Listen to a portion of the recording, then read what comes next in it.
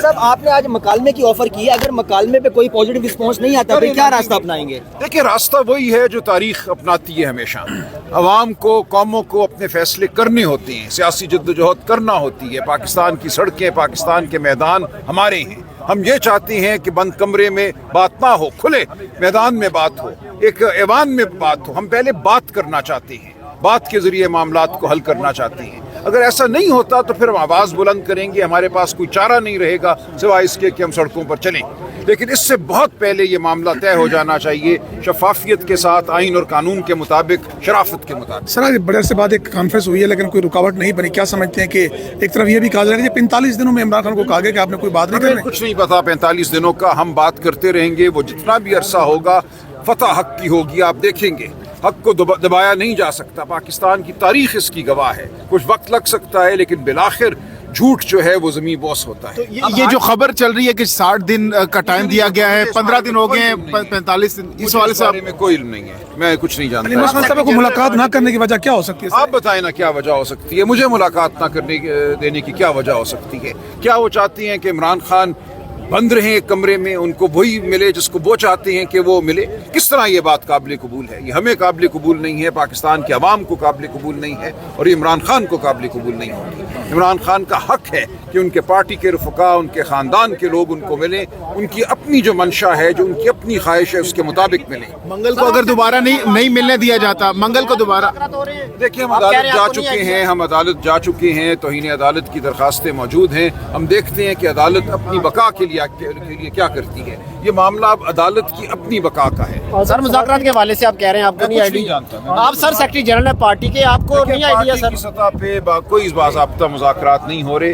اگر کوئی شخص جو پارٹی سے نسبت رکھتا ہے اپنی سطح پہ کوئی بات کر رہا ہے تو وہ بات بالآخر پارٹی کے سامنے آئے گی، فیصلہ عمران خان کریں گے۔ اس وقت باضابطہ طور پہ پارٹی کے ساتھ کوئی بات نہیں سر آپ سے معتبر شخصیت پارٹی میں اور آپ سے ڈیسنٹ شخصیت تو کوئی نہیں ہے، آپ کو اعتماد میں لیے بغیر کس سے مذاکرات ہو رہے ہیں؟ نہیں ہو رہے۔ میں یہی عرض کر رہا ہوں نا، ہو سکتا ہے کہ دیکھیے علی امین صاحب وزیر اعلیٰ ہیں، بطور وزیر اعلیٰ ان کی ملاقاتیں ہوتی ہیں، ایک سیکیورٹی کمیٹی ہے، اگر وہاں کوئی بات ہوتی ہے تو وہ یقیناً پارٹی کے سامنے لائیں گے۔ منگل کو دوبارہ دھرنا دیں گے اڈیالہ کے باہر آپ لوگ؟ دھرنا ہم نے کبھی بھی نہیں دیا، ہم وہاں جاتے ہیں وہ ہمیں روک لیتے ہیں، جب روکتے ہیں تو ہمارے پاس کوئی چارہ نہیں رہتا سوائے اس کے کہ ہم وہاں کھڑے رہیں یا بیٹھ جائیں۔ تو کب تک یہ چیز برداشت کرتے رہیں گے آپ؟ دیکھیں یہ اب عدالت پر منحصر ہے اور پھر ہم دیکھتے ہیں۔ عدالت نے تو آلریڈی حکم جاری کیا ہوا ہے، عدالت کو پھر بلانا ہوگا، عدالت کو انتظامیہ کو بلانا ہوگا، پنجاب کی چیف سیکرٹری کو بلانا ہوگا، جیل کی انتظامیہ کو بلانا ہوگا اور بیلف کے ساتھ ہمیں بھیجنا ہوگا۔ اس کے ساتھ ساتھ جنید اکبر خان صاحب نے کہا ہے کہ آپ دوبارہ سے اپنی جو بندوقیں اس کو صاف کر لیں، ہم دوبارہ سے آ رہے ہیں، دوبارہ سے تیاری کر رہے ہیں لانگ مارچ کی آپ لوگ؟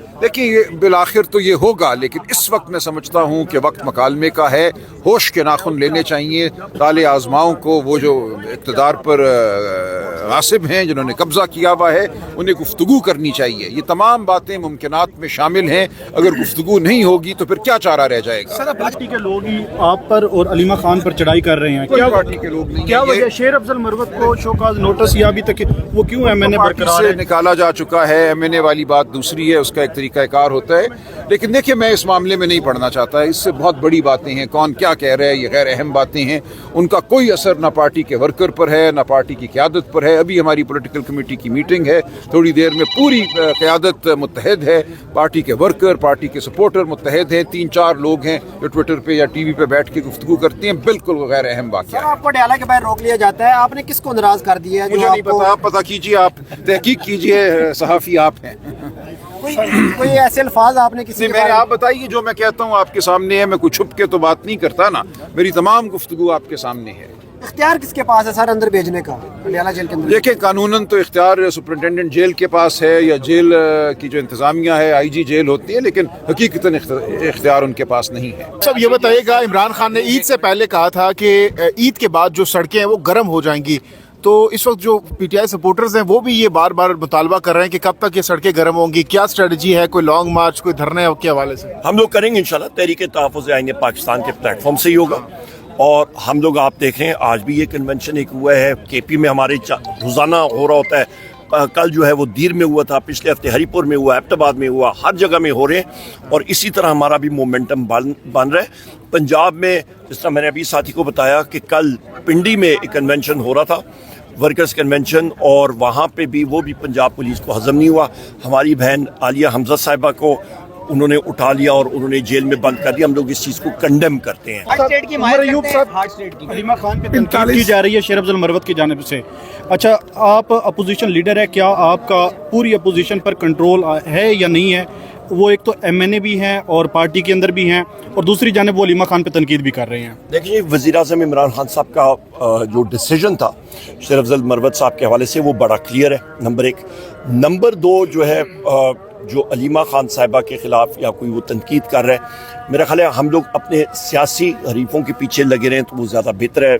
अलीमा खान साहिबा वज़ीर-ए-आज़म इमरान खान साहब की हमशीरा हैं और हमारे लिए काबिल एहतराम है, और वो सियासी अमल का हिस्सा नहीं है। 45 दिन का दावा किया जा रहा है, इस पर क्या कहते हैं किस चीज़ का? कि 45 दिन में मुज़ाकरात हो गए हैं, डील हो गई है? मुझे तो ये भी अजान हो रही है, मुझे तो इस चीज़ का कोई मालूम ही नहीं है जी। मेरा ख्याल है सारी क्या सराइयाँ या अफवाहें हैं। मेन स्ट्रीम मीडिया पे बैठ के क्या सराहें की जा रही हैं जी, मेन स्ट्रीम मीडिया पे बैठ के, और टॉक शोज में भी खसूसी, मतलब इनको मेन स्ट्रीम मीडिया में तो मैं माजरत के साथ कहता हूँ मेरे भाई कि मैं इब्लीस का नाम ले लूँ तो वो मीडिया पे चल जाएगा और कौमी असम्बली में चल जाएगा, पर मैं अपने पार्टी का नाम लूँ या किसी और का नाम लूँ वो नहीं चल सकता।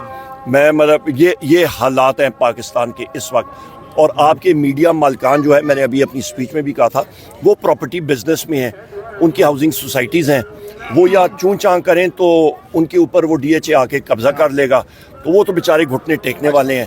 ये भी बता दिए उमर अयूब साहब, ये भी बता दीजिए उमर अयूब साहब, ये भी बता दीजिए, आपने कहा कि हम बढ़ रहे हैं आगे की जानिब, जो तहरीक है वो शुरू है, तो फाइनल कॉल इस्लामाबाद की जानिब कब देने जा रहे हैं आप लोग? वो तो हमारा अपना है, क्या कहते कैलकुलेशन है, और जिस वक्त हमने मुनासिब समझा। बड़ी ईद से पहले होगा या बाद में होगा? नहीं, वो तो हमारी तहरीक तहफ़्फ़ुज़ आईन पाकिस्तान और बाकी साथियों ने जब फाइनलाइज किया हम लोग करेंगे। सिर्फ आखिरी सवाल, एक आखिरी 30 सेकंड। एक अमूमन जब भी आप जमहूरी बात करते हैं, इंसानी हकूक़ की बात करते हैं, तो आपको दादा का ताना दिया जाता है, इसको किस तरह रिस्पॉन्ड करेंगे?